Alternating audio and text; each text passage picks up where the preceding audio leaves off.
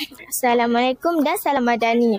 Hari ini 25 Mei 2025 berlangsungnya kejohanan olahraga peringkat daerah YAN yang diadakan di SMK Batu 5. Kejohanan ini akan berlangsung selama 4 hari. Untuk pengetahuan semua, saya berada di SMK Batu 5 melaporkan untuk Sepalu TV. Sekolah Kebangsaan Padang Lumat juga tidak ketinggalan turut serta memeriahkan suasana kejohanan yang pertama kalinya diadakan di peringkat daerah. Seramai 9 orang peserta daripada Perdana manakala 14 orang peserta daripada pendidikan khas yang menyertai kejohanan ini. Kejohanan ini dimulai dengan acara perasmian dan perarakan dari setiap kontijen zon. Mari kita saksikan.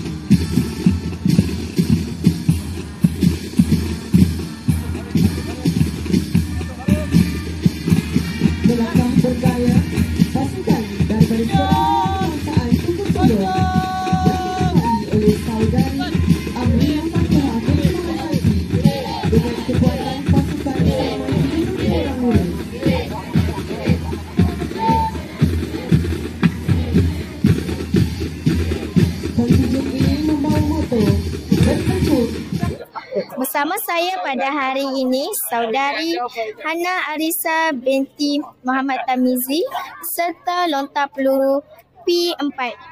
Tahniah diucapkan kepada saudari. Apakah perasaan saudari setelah berjaya merangkul pingat perak dalam acara lontar peluru? Saya berasa gembira hari ini kerana saya sudah mengharumkan nama sekolah. Bersama saya, Muhammad Akil Hafiz bin Fauzi, peserta lompat jauh L4. Tahniah kepada saudara. Apakah perasaan saudara? Saya berasa gembira kerana berjaya mengharumkan nama sekolah Sepalu. Tahniah diucapkan kepada semua peserta yang telah berjaya di peringkat daerah. Bagi peserta yang tidak berjaya, jadikan pengalaman ini sebagai satu jambatan kejayaan akan datang. Semoga pengalaman dan kenangan pada kejohanan kali ini dapat memberi satu inspirasi buat warga Sepalu, khususnya atlet-atlet sekolah untuk terus lebih cemerlang pada masa akan datang.